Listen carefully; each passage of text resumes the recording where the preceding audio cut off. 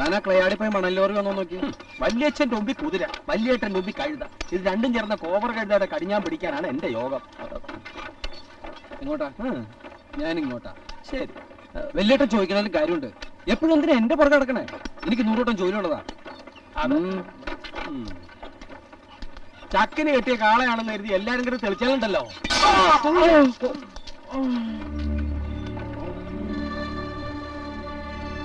ആരാ? കൈമൾ ക്ലൈമളോ? വീണ്ടും വിളഞ്ഞു.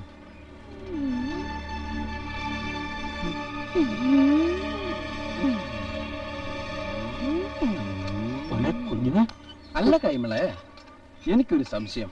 ഇലക്ട്രിസിറ്റി ഓഫീസിൽ പോയിട്ട് ബാങ്കിൽ പോണോ, ബാങ്കിൽ പോയിട്ട് ഇലക്ട്രിസിറ്റി ഓഫീസിൽ പോണോ? ആദ്യം ഊളംപാറയ്ക്ക് പോകാം, പിന്നെ കുതിരവട്ടത്തേക്ക്, എന്നിട്ട് നീ പറഞ്ഞ സ്ഥലത്തൊക്കെ പോകാം. ഒരു ഉന്മാദക്കാരൻ. ഇവനൊക്കെ ഷോക്കാ കൊടുക്കേണ്ടത്. ഇത്രയൊക്കെ പറഞ്ഞിട്ടും വല്യച്ഛൻ എന്തോന്നും മിണ്ടാത്തത്? ഞാൻ എന്ത് മിണ്ടാനാ? ഇപ്പോ ഇവിടത്തെ കാര്യങ്ങളൊക്കെ നോക്കി നടത്തുന്നത് സുധാകരനല്ലേ? ഇങ്ങനെ പറഞ്ഞു കഴിഞ്ഞാൽ പറ്റില്ലല്ലോ. ഇഞ്ചി ഉണങ്ങി ചുക്കായാലും അതിനൊരു വിലയുണ്ടല്ലോ. നാഷണൽ ഹൈവേ വരണമെന്ന് അറിഞ്ഞപ്പോഴല്ലേ വടക്കേ പറമ്പിന് ഇതുവരെ ഇല്ലാത്ത അവകാശങ്ങൾ അത്ര ഉണ്ടായത്. കാര്യസ്ഥ ഇളവും മീനി നോക്കിയാൽ മതി, കുടുംബകാര്യത്തിൽ ഇടപെടണ്ട. അല്ലെങ്കിലും തിരുവമ്പാട്ട് കാരണവരുടെ സ്ഥാനമാണല്ലോ ഇപ്പൊ കാര്യസ്ഥന്. സ്ഥാനവും മാനവും ഒന്നും കൽപ്പിച്ചു തരണമെന്നില്ല. രക്തവും ബന്ധവും മറന്ന് തമ്മിൽ തല്ലി ചാവരുതെന്ന അപേക്ഷയെ കൈമളിലുള്ളൂ. എന്താ കൈമള് പറഞ്ഞ നേരല്ലേ? കണ്ട മാപ്പിളാരോട് വരെയും പറഞ്ഞ് വാക്കുറപ്പിച്ചിട്ടില്ല എല്ലാവരും വന്നേക്കണേ. സാവിനെ കാണുമ്പോ ഇനി കവാസം പറഞ്ഞുണ്ടല്ലോ.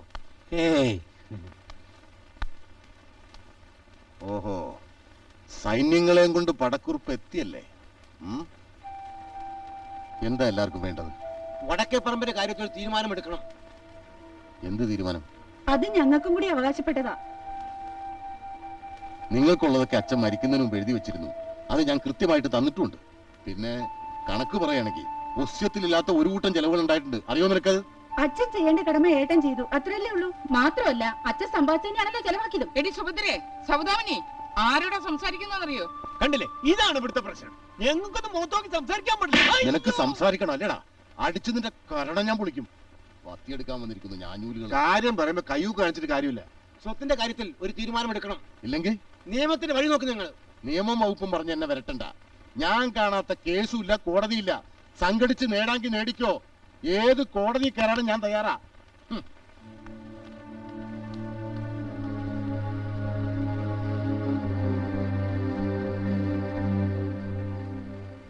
വാശിയെടുത്താ കൈമളെ എല്ലാവരും പോയത്. ആ കോടതിയും കൂട്ടായി തന്നെ എല്ലാം കൂടി തീരട്ടെ. കാര്യസ്ഥന്റെ വേഷം കഴിഞ്ഞു എന്ന് വെച്ചാ ഞാനങ്ങ് പോയേക്കാം. എന്താടോ നീയും ഇങ്ങനെ? കേട്ടില്ലേ, കാര്യസ്ഥൻ കുടുംബകാര്യം സംസാരിക്കേണ്ട. ജീവിതത്തിലെ നല്ലൊരു പങ്ക് ഈ തറവാടിന് വേണ്ടി തൊലച്ചോനാ ഞാൻ.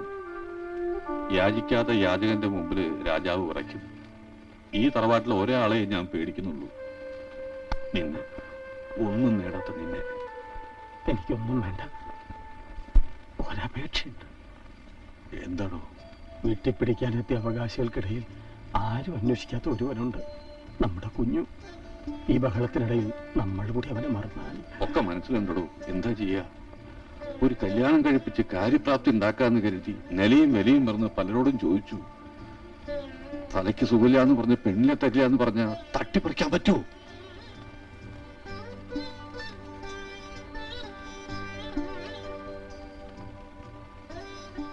എന്റെ കണ്ണടയുന്നതിന് മുമ്പ് അവൻ നടന്നു കാണണം. ആലോചിച്ചിട്ട് ഇനി ഒരു ആശ്രയം കാണുന്നുള്ളൂ. ഉടപ്പറന്നോനായി എനിക്ക് നീയല്ലേ ഉള്ളൂ. എന്റെ വിഷമം ഞാൻ പിന്നെ ആരോടാ പറയാ?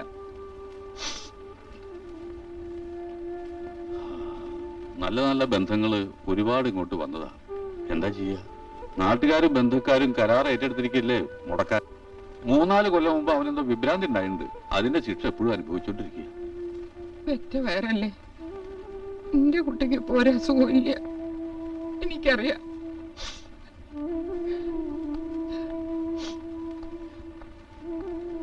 അമ്മായി പോയി വരട്ടെ.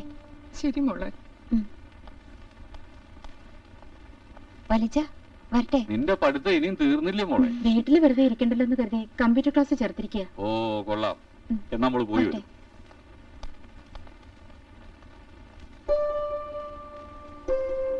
ഒരു പക്ഷത്ത് സ്വന്തം മകള്, മറുപക്ഷത്ത് സ്വന്തം അനന്തരവൻ. ഒരു മറുപടിയിലൂടെ ആരുടെ ഭാവികാക്കും അല്ലേ? എനിക്കറിയാം തന്റെ മാനസികാവസ്ഥ. കുഞ്ഞുന്റെ കാര്യം ഓർക്കുമ്പോ വിഷമമുണ്ട്. പക്ഷേ വേണ്ട, നല്ലോണം ആലോചിച്ചിട്ട് മതി. സ്വന്തക്കാരാണെന്ന് വിചാരിച്ച് സഹതാപം കൊണ്ടോ ഔദാര്യം കൊണ്ടോ എടുക്കേണ്ട തീരുമാനമല്ലോ.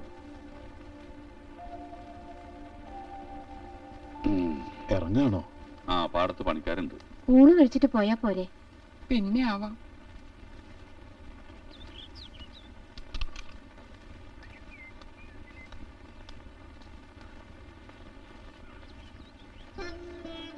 ഈ ഒരു കാര്യത്തില് അവജ്ഞ അവഗണന മാത്രമേ അവനുണ്ടായിട്ടുള്ളൂ. എല്ലാം അറിഞ്ഞ് ദാനായിട്ടൊരു പെണ്ണിനെ കൊടുത്ത രാജകുമാരിയെ പോലെ അവൻ നോക്കും. എനിക്കുറപ്പുണ്ട്.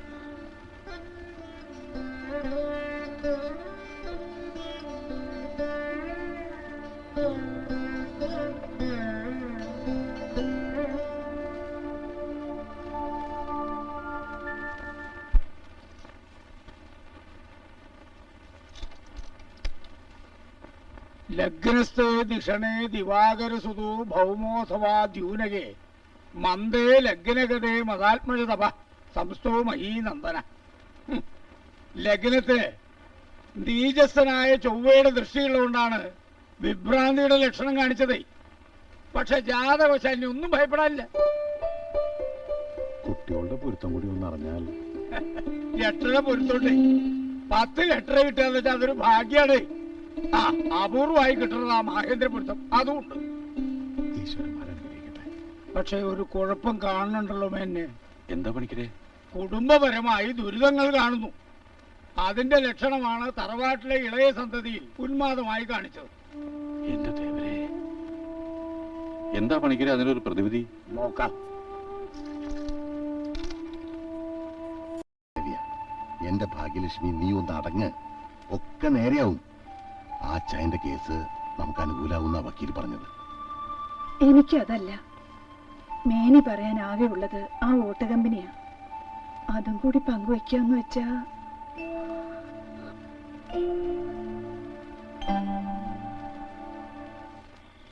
ആ കുരുത്തോല അങ്ങോട്ട് കെട്ടാ. ഒക്കെ അവൻ അറിയുന്നതല്ലേ, എന്നിട്ടും എന്താ ഇത്ര വൈകാൻ? എന്റെ കൂടെ നിന്ന് കർമ്മത്തിന് വേണ്ട ഒരുക്കങ്ങളൊക്കെ ചെയ്തു തന്നപ്പോഴേ സംശയം ഉണ്ടായിരുന്നു ഇത് മുങ്ങാനാണെന്ന്. നീ മിണ്ടരുത്. എവിടെ പോയാലും ഒരു കണ്ണ് അവനോടൊപ്പം ഉണ്ടാവണമെന്ന് ഞാൻ എപ്പോഴും പറയാറുണ്ട്. ഒന്നല്ല, രാവണനെ പോലെ 10 തലയിലും മൊത്തം 20 കണ്ണുണ്ടായാലും ഇവന്റെ കാര്യത്തിൽ രക്ഷയില്ല. വരുന്നുണ്ട്. പേടിപ്പിച്ചു കളഞ്ഞില്ല മോനെ. മനുഷ്യനെ തീയിലിട്ട് വേവിക്കാൻ എവിടെയായിരുന്നു നീ? ഒന്ന് ഫോൺ വിളിച്ച് പറയാറില്ലേ നിനക്ക്? വോട്ടമ്മനയിൽ കോയില് നടക്കുന്ന ദിവസം ഇവിടെ കർമ്മം നടക്കുന്ന അവരെ പട്ടിണിക്കണോ? അത് ശരിയാ. വഴക്കൊന്നും വേണ്ട, നീ ഒന്ന് പോയി കുളിച്ചു വന്നേ. മുറിയിൽ തന്നെ അടയിരുന്ന നിന്റെ വലിയേട്ടന്റെ പ്രതിഷേധം.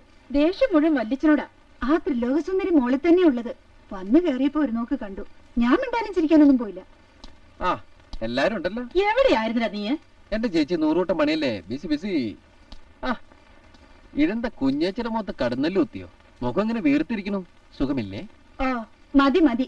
ആംഗ്ലമാരുടെ സ്നേഹവും സഹായവും കിട്ടിയിടത്തോളം തന്നെ ധാരാളം. ആ വല്യേട്ടന്റെ കഷ്ണം തന്നെ അല്ലേടാ നീയും.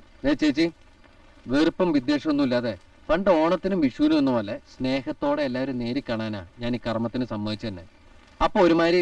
ആ, മക്കളൊക്കെ അവിടെ എല്ലാരും മുകളിലുണ്ട്.